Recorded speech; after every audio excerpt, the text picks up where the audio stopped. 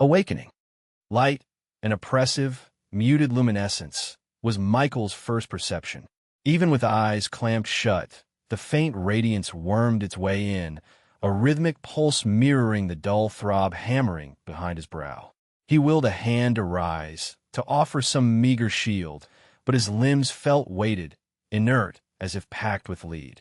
A parched, rustling sound emerged from his throat. Again, he concentrated, focusing his energy on a single syllable. "Water," he rasped, the plea barely audible. A stir broke out beside him, a swift, hushed movement. A quick intake of breath, the whisper of cloth, then a soothing coolness as a hand clasped his. "Michael, can you hear me?" He forced his eyelids apart, the glare stabbing at his vision. He blinked rapidly, struggling to resolve the indistinct shapes before him. A woman's visage materialized, etched with a blend of hope and weariness.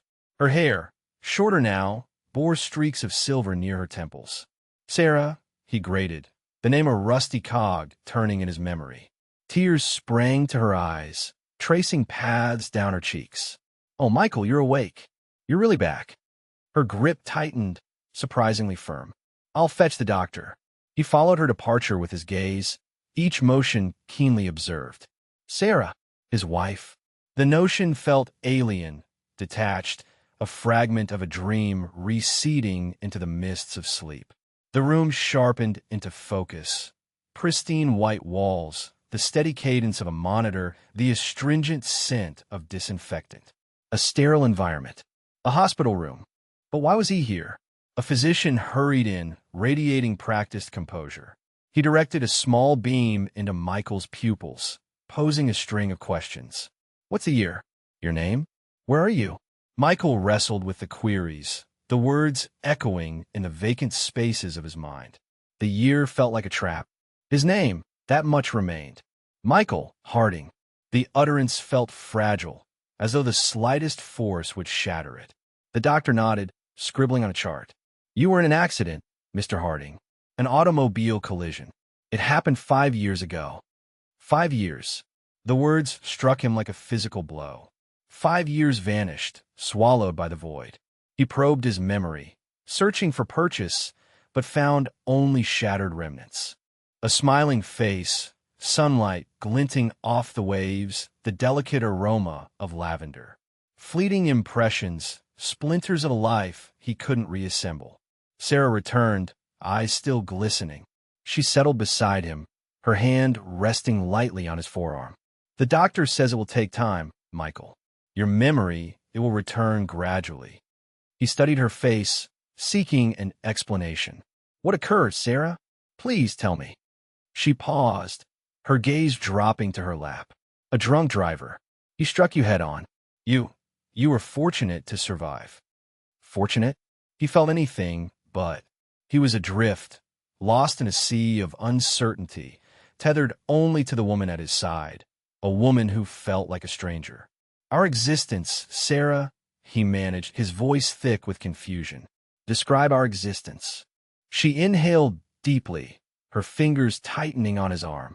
"We were content, Michael. We enjoyed a good life. A beautiful home, a dog named Buster, a fondness for travel. Do you recall any of it?" He closed his eyes, straining to conjure those memories, but they remained stubbornly elusive, just beyond reach. He glimpsed the shore again, detected the lavender's perfume, but faces remained blurred, emotions muted. A surge of frustration washed over him, a sudden, sharp jolt of fury. He clutched at the bed linen, his knuckles bone white. "I don't remember," he declared, his voice rising in pitch. "None of it comes back." Sarah recoiled slightly, her eyes widening in alarm. "It's all right, Michael. It will all return. Just be patient." But patience felt like a commodity he could ill afford. 5 years had been stolen from him. 5 years that should have been overflowing with love, with joy, with a life now beyond his grasp. And a chilling premonition began to take hold, a sense that something was fundamentally, irrevocably amiss. The pieces wouldn't align. The puzzle remained incomplete. And the more he endeavored to force them together, the stronger the suspicion grew that the beautiful picture Sarah presented was nothing more than a meticulously constructed deception. Fragments of the past. The elastic dug into Michael's flesh, a puny challenge compared to his former strength. Sweat beaded on his brow, blurring his vision. Sarah, concern creasing her brow in a way he couldn't decipher, adjusted the band's position. Just a little more, Michael. You're doing so well. Her voice, a soothing balm, fought against the raw frustration gnawing at him. He zeroed in on the fire in his muscles, ignoring the pulse hammering in his skull. He loathed this, loathed his frailty, his dependence. Once, he'd conquered 26 miles. Now, hoisting his own limb felt like a Herculean feat. Brenda, the physical therapist, a sturdy woman with biceps like woven rope, gave a sharp clap. All right, that's enough for today. Let's not push too hard. Michael released the band. The snapback was a minor triumph. He sagged against the chair, his breath ragged. Sarah knelt, offering hydration. Take it easy. He drank deeply, the cool liquid granting brief respite. Feels like I'm spinning my wheels. You're not, she countered, her voice steady. You're improving bit by bit. Small victories, Michael. Small victories. Later, sequestered in his room, Sarah produced a photo album. Its leather cover, worn smooth with age, hinted at countless stories within. He flinched. I don't want to see that. The images swirled in his mind, a fractured mosaic of torment and betrayal. I think you should, Sarah urged gently, her hand covering his. It might help. Rekindle the memories. He hesitated, then gave a slow nod. She opened the album. A scent of aged paper filled the confined space. The first photo displayed him, younger, clean-cut, his arm draped around a radiant Emily. They stood before the Eiffel Tower, her golden hair ablaze with sunlight. A sharp pang, a fleeting echo of joy, resonated within him. Paris, he whispered, the word alien on his tongue. Our honeymoon. Sarah flipped the page. More snapshots. Emily, giggling as she offered him a pastry. Emily posing playfully before the Louvre, their hands intertwined as they meandered along the Seine. Each image, a sliver of glass, sliced him with its beauty and its falsity. He skimmed through the pages, a highlights reel of a life he no longer recognized. Birthday celebrations, holiday gatherings, summer escapades. Emily, ever-present, beaming, radiant. He saw them swaying at their wedding, his arm encircling her waist, her gaze locked on his. He recalled the texture of her satin gown against his skin, her intoxicating scent. He remembered the vows he'd intoned, the promises he'd sworn upon. A sudden, crystalline memory surfaced. Emily's laughter echoing in their quiet flat, the delicate clink of flutes, the way she'd regarded him across the candlelight. Their 5th anniversary. He'd surprised her with a weekend sojourn to Napa Valley. He recalled the feel of her hand nestled in his as they wandered through vineyards, the warmth of her pressed close as they watched the sun sink below the horizon. Then, the memory shattered, the image dissolving, supplanted by a chilling, unwavering certainty. All pretense, every grin, every caress, every murmured endearment. A facade, painstakingly constructed to conceal the darkness residing beneath. He slammed the album shut, the reverberation echoing in the small room. Sarah recoiled, startled. I can't, he choked his chest tight. I can't do this. He rose, pacing his fists clenched tight. The memories, once a haven, had become instruments of torture, wielded against him. They stoked his fury, his sorrow, his consuming thirst for retribution. He would not allow her to triumph. He would not allow her to obliterate him. She would answer for her sins. The unsent emails. Sunbeams sliced through the attic's gloom, illuminating swirling dust motes in their descent. Michael choked, batting the air. This was Emily's repository for forgotten things. Tinsel-laden ornaments, moth-eaten armchairs, cardboard vessels brimming with the accumulated remnants of their years together. He sought photo albums, a key to unlock the fragments of his memory, but unearthed instead a relic, a vintage desktop, its once white casing now a sickly yellow. He hauled it downstairs, plugging it in with an eagerness that had lain dormant for months. Ian's? The machine's wheezing startup was music compared to the oppressive quiet that had enveloped him. An archaic operating system flickered to life. Windows XP, a specter from a barely recalled era. He navigated the interface, his fingers stiff at first, then rediscovering a long-dormant dexterity. Buried deep within the drive lay a folder labeled simply, Drafts. Dozens of unsent emails. He recognized her old address, the one she'd discarded long ago. His pulse hammered, a frantic tattoo against his ribs. Why keep them? He opened the first. Addressed to a David. Subject, thinking of you, David. This dinner party is unbearable. Michael is pontificating about some new software. Sometimes I think he prefers its company to mine. I keep picturing your face across the table, and the longing is acute. Meet me tomorrow? Same place? Michael's breath caught. David. The name stung, a subtle poison entering his system. He opened another. Subject. I can't stop, David. This is wrong, I know. I should end it. But with you, I feel vibrant. Michael is so predictable, so secure. You make me feel daring, like I'm actually living. Go, I'm awful, auntie. His hand shook as he scrolled. Each message was a laceration, a wound deeper than the last. Secret rendezvous, stolen affections, whispered endearments, all lavished on another man. David. The name echoed again and again, each instance a crushing blow to his already fragile equilibrium. One email, dated weeks before the accident, snagged his attention. Subject, decision, David. I made my mind up. I'm going to tell him. I can't live like this. The lies are suffocating. It's unfair to everyone. I'll speak to Michael after his presentation next week. It will hurt him, I know, but it's the right course. Then, we can finally be together. I love you, David. The blood surged in Michael's ears, a deafening roar. She was leaving him. After everything he had sacrificed, she intended to discard him for this. David. A raw, blinding fury ignited within. The chair screeched against the floor as he lunged to his feet, toppling a pile of magazines.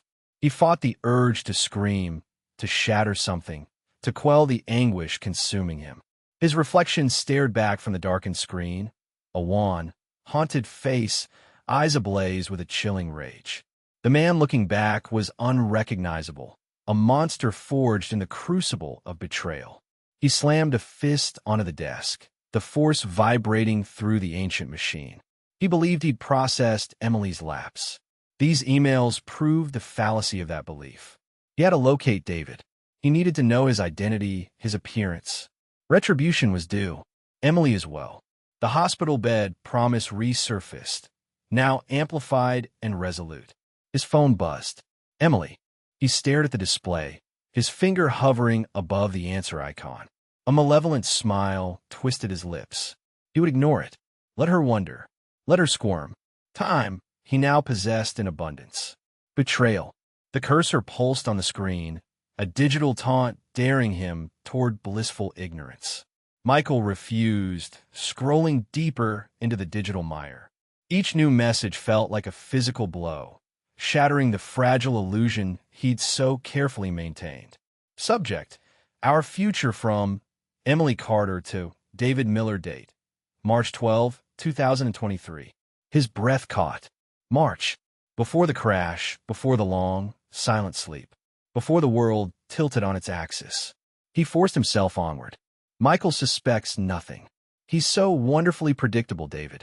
A loyal Labrador, bless him, but utterly without guile. I've already finalized the will. The life insurance is watertight. It's our ticket, darling. Imagine a clean slate, far from this suffocating town, this monotonous existence. Michael snapped the laptop shut. Emily's beaming face from their wedding day, framed on the desk, now seemed like a cruel jest. He recalled the cerulean sky, the intoxicating perfume of roses, the electric touch of her hand in his. He believed, with every fiber of his being, that he had found an eternal love, an unshakable trust. Now, those cherished moments were tarnished, viewed through a prism of deceit. He saw the subtle discord, the practiced smiles, the stilted conversations, a trace of unfamiliar fragrance lingering in the air. How could he have been so blind? He reopened the laptop, a morbid curiosity compelling him to witness the full scope of her perfidy. Subject: contingency plans from Emily Carter to David Miller. Date: April 5, 2023. The doctor says progress is minimal. They're discussing long-term care, David. I refuse to be shackled to a sterile hospital room for the rest of my days. That wasn't part of the bargain. I need you. I need a life of my own. If there's no improvement soon, well, we may have to accelerate things. The physician mentioned the possibility of withdrawing support. It's an avenue we must explore. The room spun. Michael clutched the desk, his grip bone white. Accelerate things? Withdraw support? She'd wanted him gone. While he languished in a voiceless abyss, she'd plotted his end. A sickening wave rose within him, followed by a volcanic rage threatening to erupt. He remembered last year's anniversary, the surprise trip to the City of Lights. Months of sacrifice, meticulously planned details, culminating in the joy he thought he saw in her eyes upon receiving the tickets. A charade, undeniably.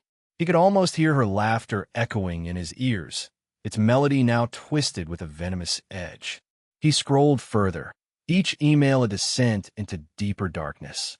David's responses were equally incriminating, brimming with promises of a future painted in wealth and joy, financed by Michael's demise. He wanted to roar, to shatter something, to unleash the pent-up fury consuming him. But not yet. He needed to harness it, to control the tempest within. This wasn't just about anger. It was about retribution, about ensuring they paid dearly for their treachery. He closed the laptop, the weight of betrayal a leaden mass in his gut. The golden retriever was gone. Something far more formidable had taken its place. Something dangerous was about to awaken. Seeds of revenge. The sterile scent of the hospital still clung to Michael, a phantom weight on his shoulders from those stolen months.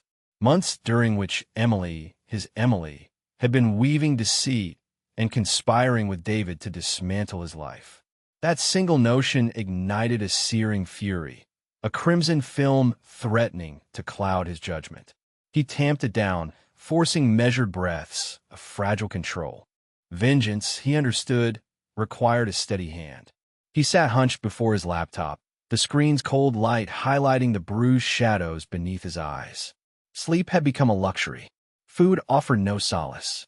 His apartment, once a sanctuary, was now a grim holding cell, each object a taunting reminder of his near demise, the betrayal so casually enacted. David Harding. He typed the name, his finger poised over the enter key like a trigger. A wave of nausea threatened to overwhelm him. David, a peripheral figure, a face glimpsed at Emily's office gatherings. Seemingly innocuous. The search unleashed a torrent of information. A polished LinkedIn profile, a corporate bio, bland social media updates. David, mid-level management, married to another, predictably, enjoys hiking and microbrews. Michael scoffed. Imposter. Traitor. He devoured each link, absorbing every detail, every photograph, every commonplace fact like a parched man drinking poison. He needed to dissect his adversary, to unearth his weaknesses, the chink in his armor. Hours dissolved as he mapped David's digital footprint, piecing together his habits. Office, gym, home. Utterly predictable. Pathetic. He even unearthed an old snapshot of David and Emily at a company picnic. They stood a polite distance apart, beaming at the camera, all innocence. Yet Michael discerned the truth lurking in their eyes, a silent conspiracy years in the making, a gradual, corrosive poison. The following day, Emily became his focus. He idled in his car, a block from her workplace, observing her through binoculars. He charted her departures, her route home, her frequented shops. He watched her laugh with colleagues, chat on her phone, select blooms at the florist. Mundane, a charade. Each commonplace action fanned the flames of his rage, an inferno threatening to consume him. One afternoon, he witnessed her meeting David for lunch. They occupied a small sidewalk table, heads inclined close, hands brushing. Michael's grip on the steering wheel tightened, his knuckles bone white. He yearned to tear across the street, to expose them, to rip away the facade. But he resisted. Patience, he reminded himself, was the only weapon.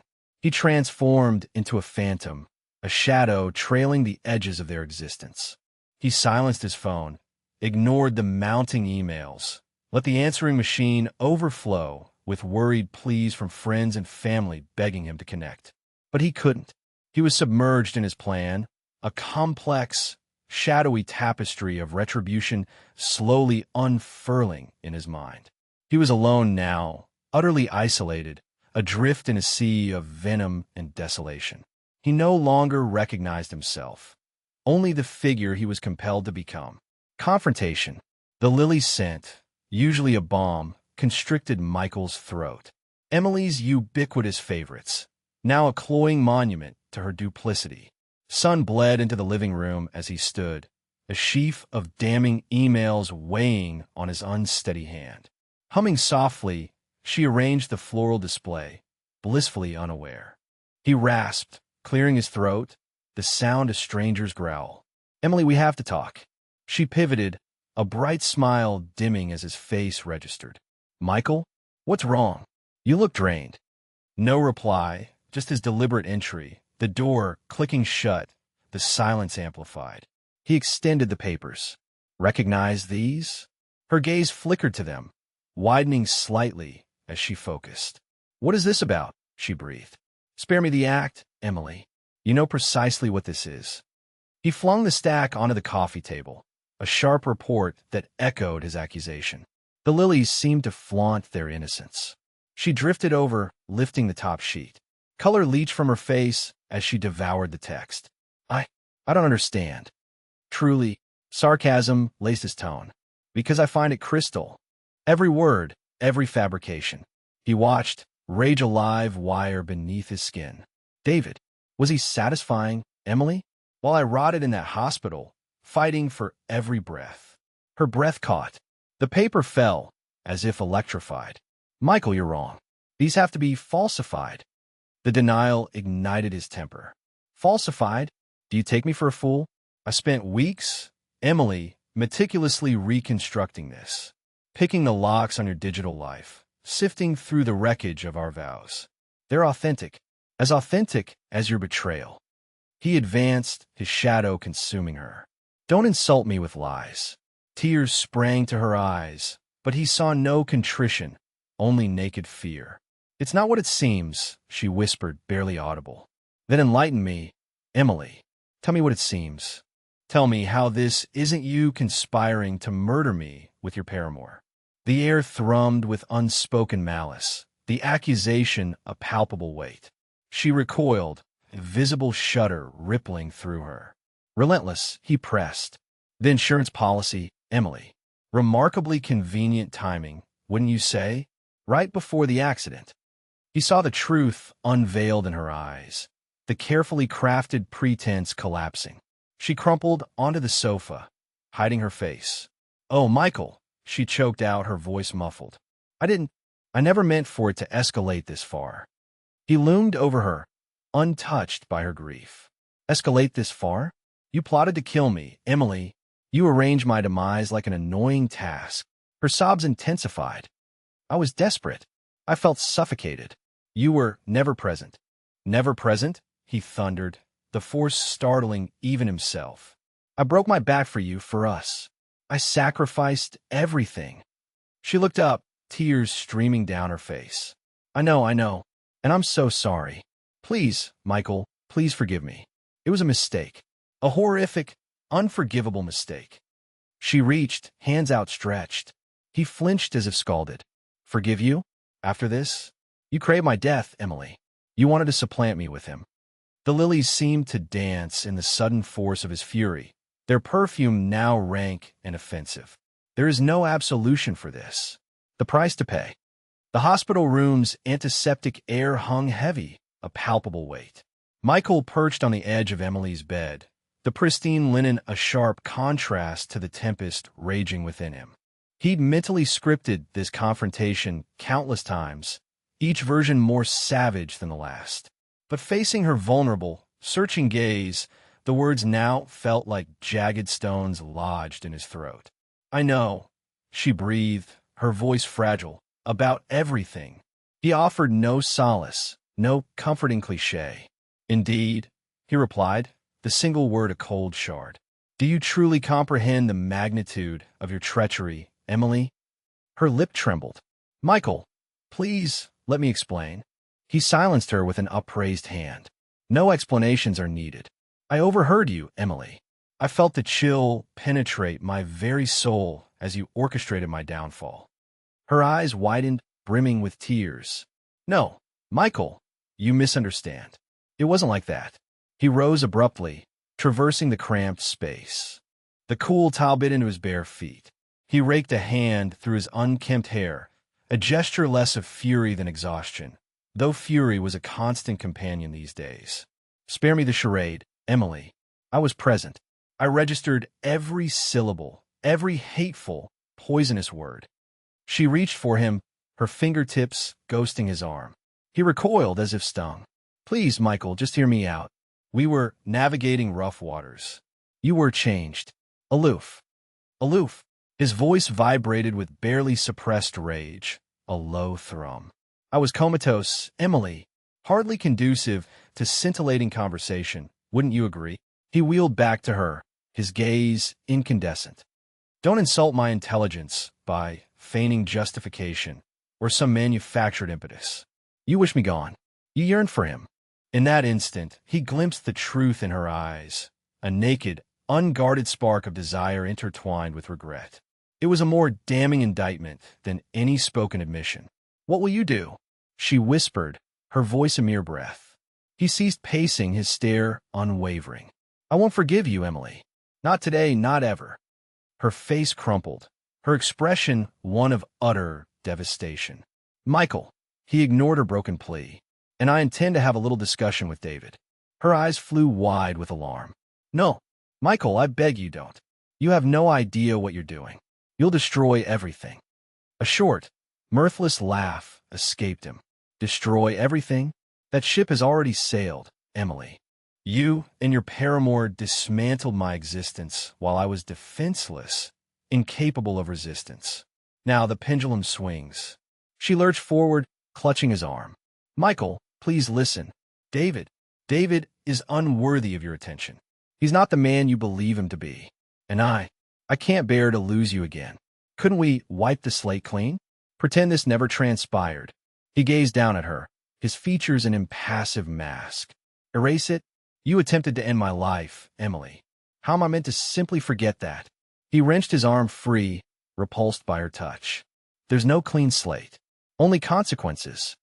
He turned and strode toward the exit, leaving her weeping within the sterile prison of the hospital room. The snick of the latch echoed in the silence, a final, irrevocable sound. There was no going back. A fit of rage. The wrought iron gate announced its displeasure with a groan that echoed across David's manicured lawns. Michael bypassed the intercom, shoving the barrier wide, its hinges screeching a metallic protest. David's estate was the antithesis of Michael's life. Expansive, garish, a monument erected on a foundation of deceit. He parked the rented sedan, anonymous in its gray hue, on the immaculate driveway, tires whispering over the precisely placed stones. At the front door, he pounded the polished knocker, the sound reverberating within, a stark echo magnifying his building fury. He waited, each tick of time and age, the silence broken only by the frantic drumbeat in his chest. Finally, the portal swung inward, revealing David in a silk robe, an amber liquid swirling in his glass. Surprise flickered in his eyes, swiftly replaced by something Michael couldn't immediately define. Perhaps apprehension? "Michael, what are you doing here?" David's voice was silken, practiced, that of a man accustomed to command. "Seeking answers," Michael retorted, brushing past him. Inside, The air hung heavy with expensive cologne and a cloying, flowery sweetness. His eyes snagged on framed images on the hall table. David and Sarah, their smiles preserved in falsified joy. You have no right. Leave. David's veneer was fracturing, a fine crack appearing in his carefully constructed mask. Right? You dare speak of right. Michael whirled, his voice gaining volume. You slept with my wife, David. While I was bettered in fighting for every breath, you were what? Consoling her. The word left a bitter taste. David recoiled, liquid sloshing from his tumbler. It was a mistake, Michael. It just happened. Happened. Michael's laugh was a jagged, guttural sound. Did happened encompass whispering lies into her ear? Did happened include plotting a future you were pilfering from me? Let me explain, David implored, the polished tone dissolving. Explain what? Explain your betrayal? Explain how you shattered my existence. Michael advanced, fists clenching. The rage was a tangible force, a wild animal tearing at his insides, demanding release. It wasn't like that, David stammered, retreating further. He stumbled over a Persian rug, the glass escaping his grasp, shattering on the floor. The amber liquid painted the pristine carpet like spilled blood. The sharp sound seemed to sever something within Michael. He surged forward, seizing David by the collar of his silken robe. You deserve to suffer, David. You deserve everything that's coming. He slammed David against the wall, the impact eliciting a pained grunt. Michael's grip tightened around his throat. David clawed at his wrist, his eyes wide with escalating terror. Air rasped in his windpipe. David possessed strength, but Michael was fueled by years of anguish, an all-consuming need for vengeance. David's struggles diminished, his face darkening to a grotesque purple. Michael felt strangely removed, an observer in his own brutal drama. Rage blazed, obliterating all else. Then stillness. David slumped against the wall, his body inert. Michael stared, his breath ragged. The fury waned, replaced by a desolate emptiness. He had ended a life. He released his hold, David's corpse sliding to the floor without a sound. The flowery aroma intensified, a nauseating reminder of the life he had snuffed out. Michael remained motionless for a long moment, the gravity of his actions crashing down. He had crossed a threshold beyond which there was no return. He had become the thing he most feared. Justice served. The stale air of the precinct clung to Michael like a shroud. He sat on the unforgiving plastic chair, the fluorescent lights humming a monotonous tune above him. He called them, told them he was ready to confess. The weight of the past few weeks, the relentless pursuit, the chilling satisfaction of seeing Emily's life crumble, it had all coalesced into an unbearable burden. He was tired. Detective Reynolds, a man with weary eyes and a perpetually furrowed brow, entered the interrogation room. Michael Harding, he asked, his voice gravelly. Michael nodded. I understand you have something you want to tell us, Reynolds said, placing a file on the table. Michael's voice was raspy and used as speaking at length. I killed David, Emily's friend. The words hung in the air, heavy and final. Reynolds didn't react, his expression unchanging. Tell me everything. Michael recounted the events of that night, the confrontation, the struggle, the sickening thud. He didn't embellish, didn't offer excuses. He simply laid bare the ugly truth. As he spoke, the anger that had fueled him slowly ebbed away, replaced by a hollow emptiness. The trial was a whirlwind of faces, voices, and legal jargon. Michael sat rigidly in the defendant's chair, his gaze fixed on some distant point. Emily was there, too, her face pale and drawn. She avoided his eyes. He noticed dark circles under her eyes, a stark contrast to the carefully applied makeup. Was it guilt, fear, or just the exhaustion of living a lie? He couldn't tell, and truthfully, he didn't care. The prosecution presented their case, methodically building a narrative of premeditation and revenge. Then came the emails. Projected onto a large screen, the words glowed with damning clarity. Emily's words, her cold calculation, her desire to be rid of him. It was all there, stark and undeniable. The courtroom buzzed with hushed whispers. Michael watched Emily's face crumble as the jury saw what he already knew, the depth of her betrayal. His lawyer, a sharp woman named Ms. Davies, argued that Michael had been driven to the brink, that his actions were the result of the trauma he'd endured. She painted a picture of a man broken by betrayal, a victim seeking justice. But the jury remained unmoved. The verdict came on a Friday afternoon. A hush fell over the courtroom as the foreman read the words, "Guilty of manslaughter." Michael felt a strange sense of detachment. He'd expected this, perhaps even wanted it. It was a fitting end to his quest. Ms. Davies put a comforting hand on his arm. "We can appeal," she whispered. Michael shook his head. "No, it's over." The sentencing came a week later. The judge, a stern-faced woman with a reputation for impartiality, delivered her verdict. 15 years. Michael barely registered the words. He was led away in handcuffs, the click of the metal echoing in the silent courtroom. As he was escorted out, he caught Emily's eye. Her expression was unreadable, a mixture of relief and regret. Was there even a flicker of remorse? He couldn't tell. The prison gates clanged shut behind him, sealing him off from the world. He was alone now, truly alone. The anger was gone, replaced by a profound weariness. He had achieved his revenge, but at what cost? Was justice truly served? Or had he simply traded one prison for another? The questions lingered in the stale air of his cell, unanswered, unresolved. He closed his eyes. The image of Emily's face burned into his mind. He was finally free of her, but he was also free of himself.